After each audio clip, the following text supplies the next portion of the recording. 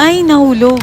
Hello, hello, hello! Another day, another life. So, as a commuter tayo guys, andito ako ngayon sa MRT show station.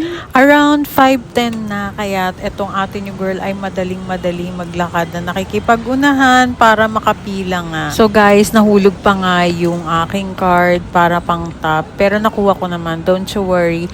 Mahilo nga lang kayo ngayon sa aking video dahil gusto ko nga lang din i-check ang kaganapan sa MRT for today's video dahil feeling ko mahaba ang pila. So, nagmamadali nga ako dyan. So, bear with me.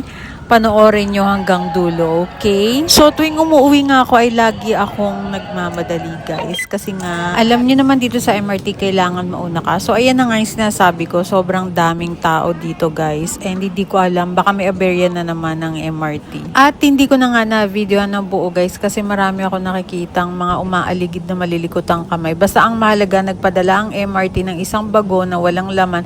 So, nakaupo ako ng maayos. Hanggang sa muli, guys!